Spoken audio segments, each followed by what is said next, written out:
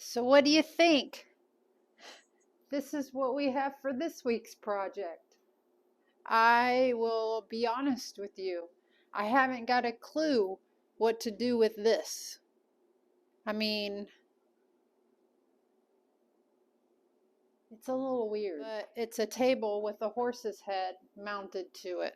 The bottom disc that it's on was very loose and cracking. It actually had a split and, folded pretty much in half and was loose off of the bottom. And I went ahead and I've already glued and clamped and re-screwed it on properly so that it's firm. So it just kind of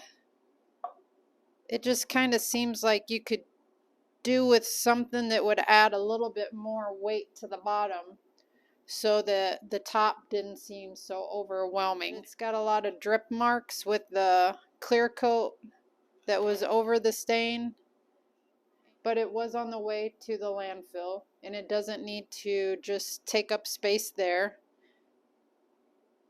Or does it? I don't know. I wish I had my community kind of like membership program set up so that this would be a perfect thing to ask my followers what their opinions on it would be. Opinion number 1, keep it or scrap it. Opinion number 2, what kind of theme should we go with? What direction should I go? I thought since it's a bad piece already, like meaning in my opinion ugly and have no idea what it could be used for, I thought it might be kind of neat to just practice on and try to do that boho mixturing of color and texture. And all I know is it does need to start out with a good cleaning. Maybe while I'm cleaning it, I can figure out how to do something or what I should do to the base to make it seem like it's more stable on the ground, and take it one step at a time and just try to roll with whatever comes. If you're interested in seeing whether I have a miracle up my sleeve or bomb miserably, stay tuned. We'll find out together. Hi, my name is Packy, creator of Pack Rat's Shack. I upcycle furniture, build out of pallet wood, finish interior spaces, and have a vendor booth for my creations. Welcome to my world.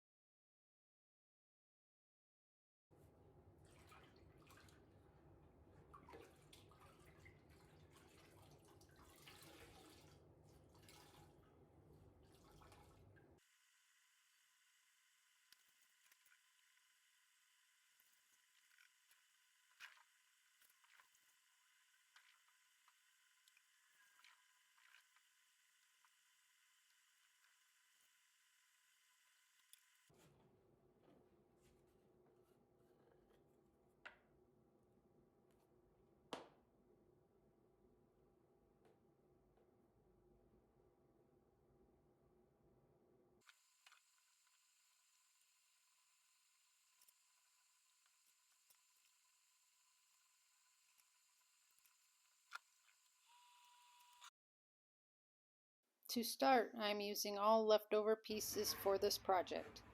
Here I have some short pieces of crown that need a purpose. I will cut them to be a flush trim.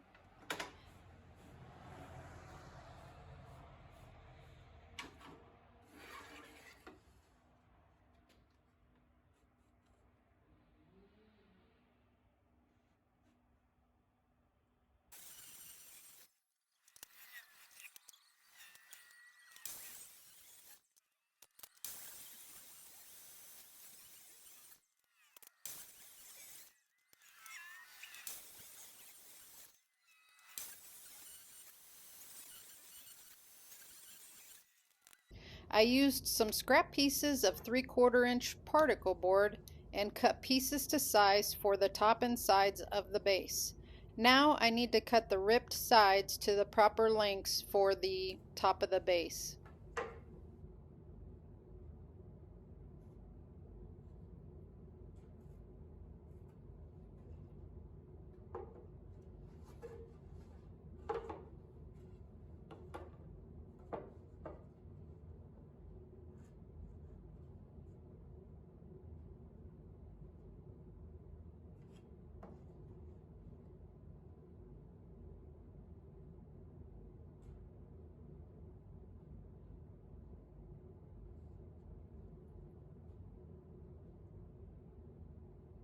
After the pieces are all cut, I do a quick sanding to remove any loose splintered debris.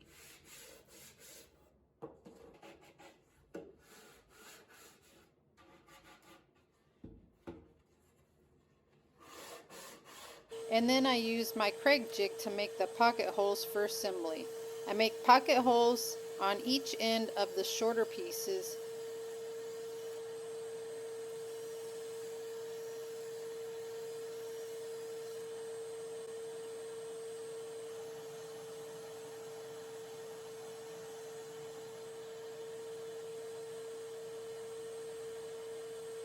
and 2 pocket holes for each piece along the top edge so I can mount that to the flat piece.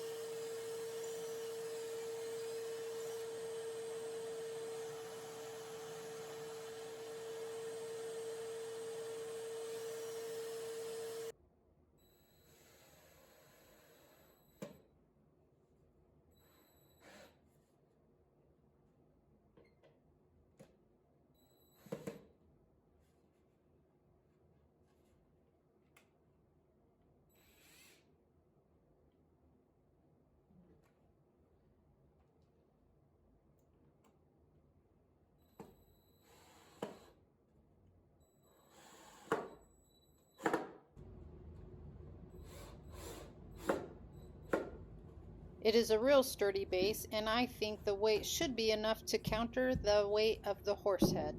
How many of you would just cut the horse head off and make a simple plant stand out of this?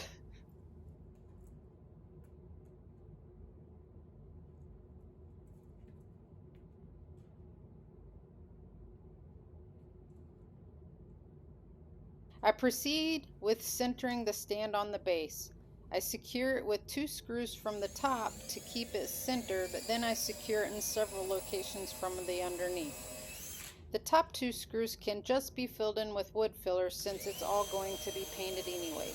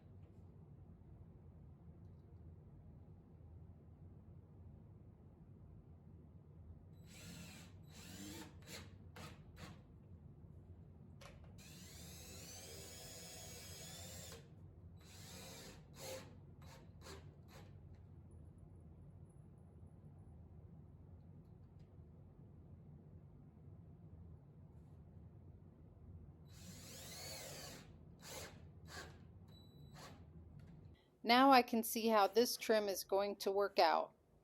I think this will look just fine flush along the top with a 45 corner on it. It adds just enough dimensional detail to make the base interesting.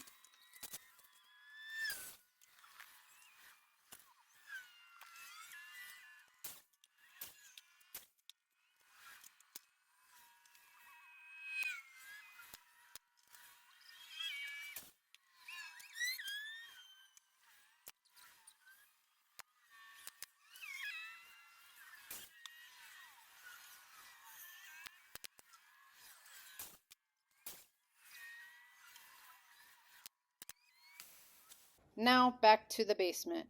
I add felt pads for a smooth floor protection.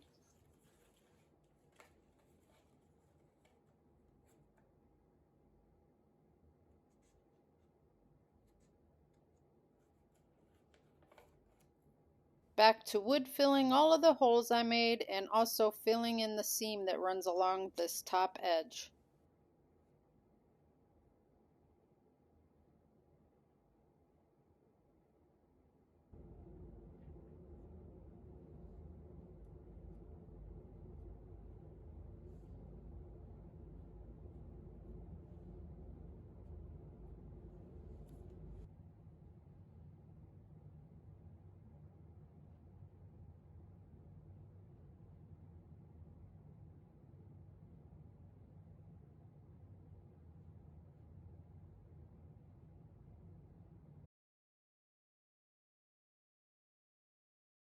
Okay, so while I've been letting the wood filler and different things dry, I've been searching the web trying to find inspiration for this piece, and I can't find anything similar to this at all.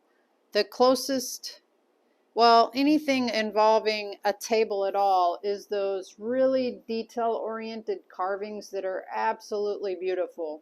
No comparison to this. So, the only thing that I can find that I'm processing enough to give me inspiration is like different front door decor.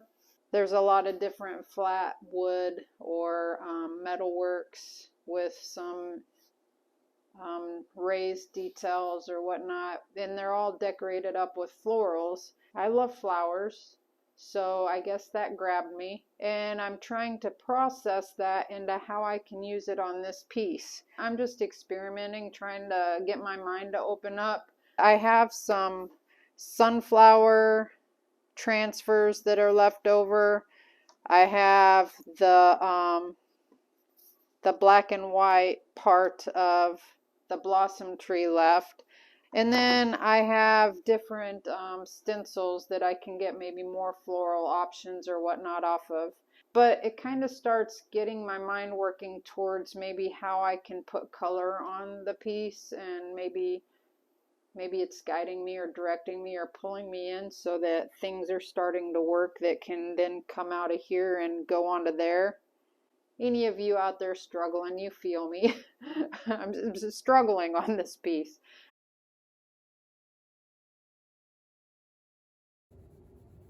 I do one last cleaning and scuff sanding. Then I spray with several coats of shellac to stop any bleed through. I know there's going to be several colors used on this, but I'm not sure which zones will have which colors, so I'm just going to protect the whole piece from bleed through.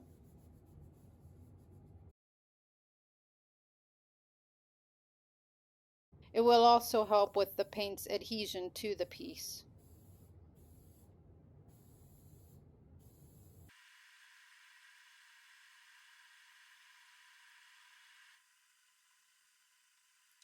So all I can say here is this is going to be a process of layering. I would say trust the process, but I actually am just winging it. I'm trying to just go with the flow of the energy around me, so I will be as surprised as you are with the end results. I am using Dixie Belle chalk mineral paints because they blend well. But on this layer, I'm not necessarily blending them yet. I'm just trying to get a base of color down to start covering all of the wood.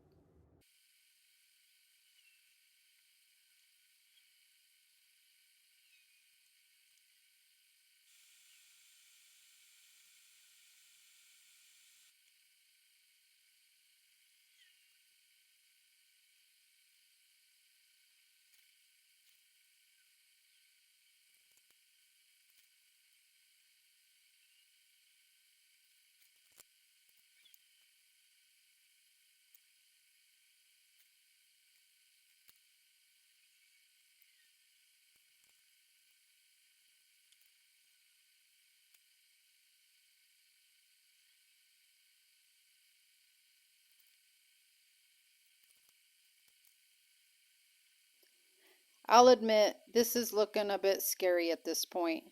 I even had to cover this piece with a cloth after it dried so I didn't keep looking at it and getting filled with negativity each time I saw it until I got back to it again.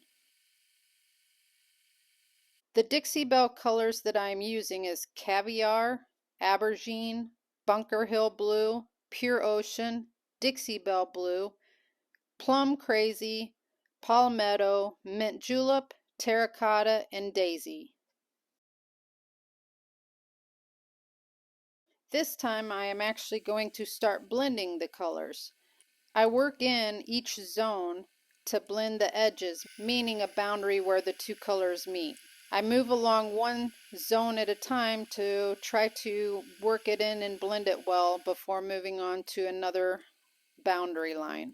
After I get the colors put on each boundary line and overlap them, I use a dry neutral brush to start blending them in. I try to keep the dry neutral brush as dry and neutral as possible by cleaning it off frequently. I'm also using the Dixie Belle Mister bottle to keep the surface wet to help with the blending process. The blending of these zones is a bit challenging because of how narrow the zones are and how close they are together, and also working around on a rounded surface.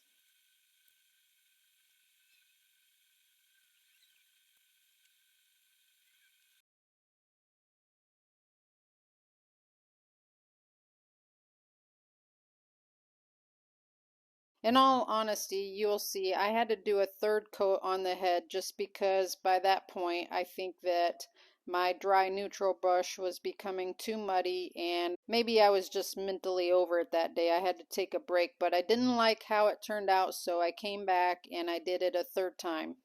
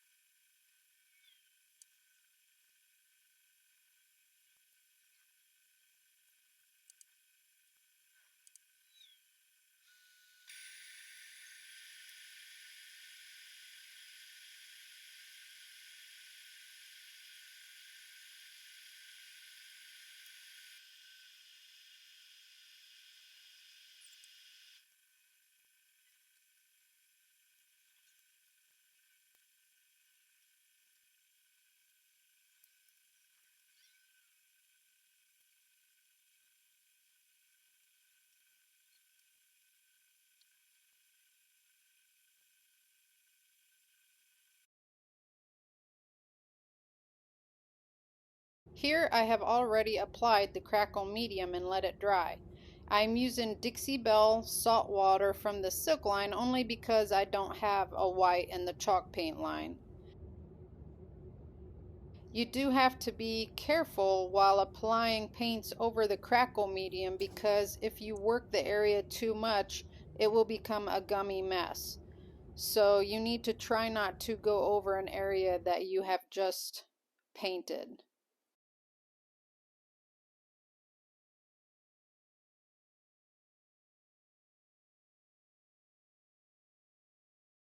I then start from the bottom to weave in the Caviar black into the design, working my way up.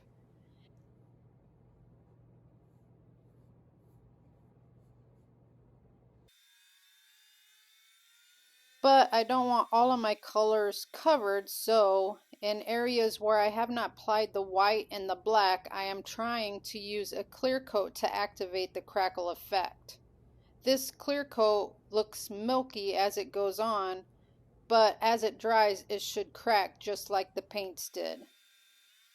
Therefore, after it's completely dry, I should be able to go back in and highlight the cracks only, which allows more surface area of color showing through.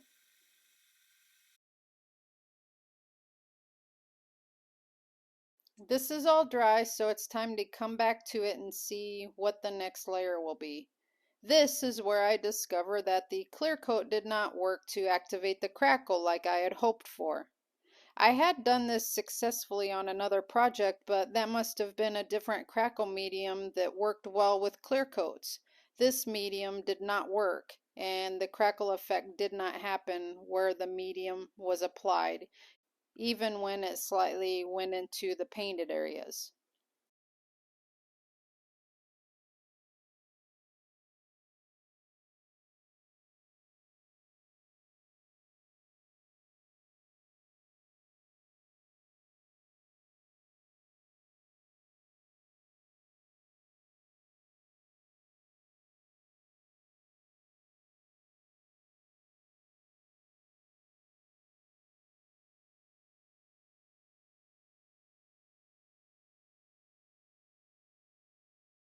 I'm just going to go with the flow and keep working the washed color onto this piece so that I can fade out the stark lines between the over color where the crackle is and the undercolor coming through. I need those to be faded into each other a little bit more.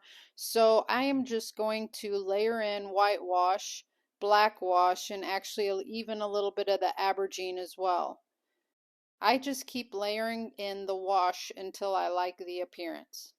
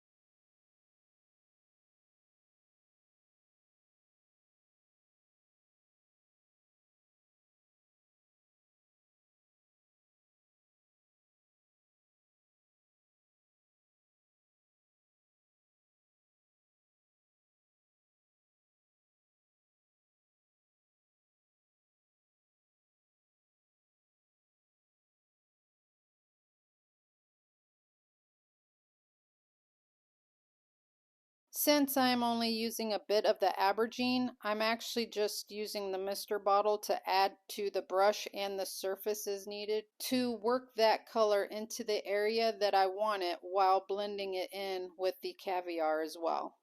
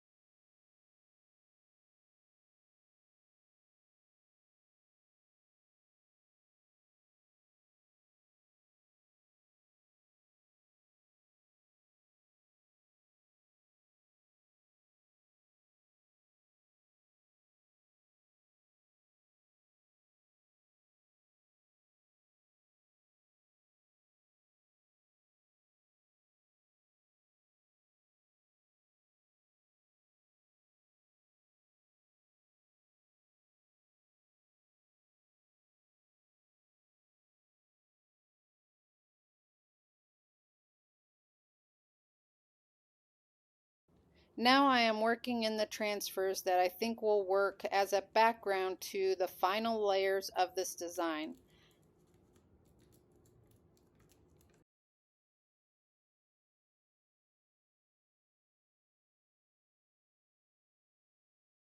I learned that I need to slice between the branches and take off any extra plastic so I can keep this transfer as pliable as possible so I can work it around all of the drastic curves. They're only drastic while you're trying to blend color, or add transfers or stencils or anything like that. They're not really that dramatic after the piece is done. You can see how I'm working the transfers on that I've actually learned that the heat is what activates them to come off of their plastic protective piece. You know, it makes sense because when you're rubbing a wooden tool back and forth vigorously, you are creating heat, but it doesn't seem to be really working that well on this curved, rounded contour surface. So actually just pushing hard with my thumbprints is what's releasing these transfers onto this piece even better. Transfers do have to be sealed and protected, so I'm going to go ahead and seal this project, but that's not the only reason. I also know what I'm planning on doing next, which I am not very good at. I haven't figured out a way to be successful at it yet, so I'm protecting what I've got done so far so that if my next step doesn't work out, I can wash it off without further damage. I'm using Minwax Polycrylic in the satin finish, and I'm doing several coats. So this is the layer that I'm not confident about the turnout. Stencils.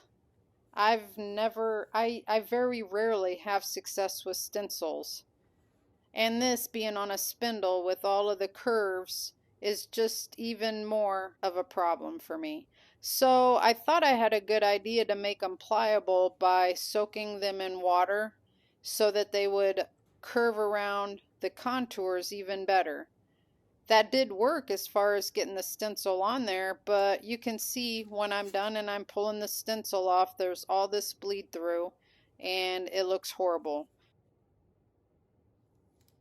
I don't know if you can pick up on it yet, but everything underneath the table is more dark and moody, and everything above it is light and airy.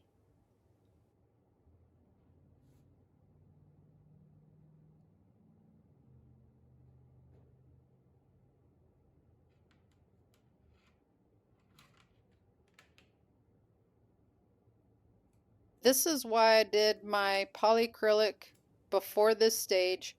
You can see how easy I can just wash that off.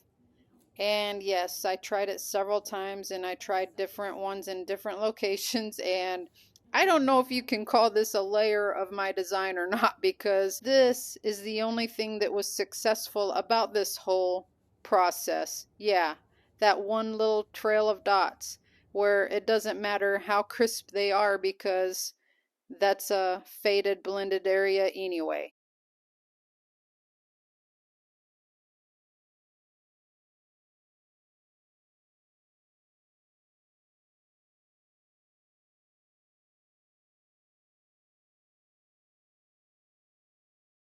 So now I'm sure many of you are saying, what in the world is she doing now? Well, I'm going all in. That's what I'm doing. I just don't see this piece as a functional piece of furniture. In my head, it's just best used as a piece of art. So I'm trying to be as imaginative and creative with it as possible. I'm just trying to flow with the energy around me and create and have fun. I actually do love this boho vibe of the three-dimensional floral arrangement for the mane. I had fun creating that. Just in case you forgot what this piece originally looked like, check this out. And this was my inspiration piece. And here's what I created. I love the colors peeking out from underneath, and I love the crackle effect and the fading of the whites and blacks into the colored zones that are underneath.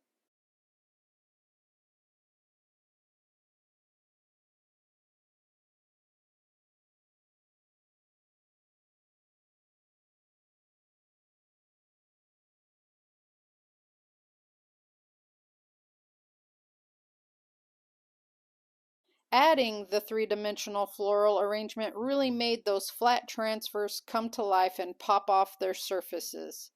I really love the effect of that. So, what do you think? Am I crazy with the direction I went? Is there anything you like that I've done with this piece, or do you just absolutely hate it? What would you have done with this piece? So, as you can tell by the background, another motel room, another trip to Tennessee, and I'm trying to wrap up my video for the release tonight. Anyways, I really am curious as to your thoughts about what I've done with this piece. I'm hoping it will inspire some conversation. That's probably what this piece would be good for, is conversation. It's a conversation piece, so I'm hoping it will inspire conversation from you.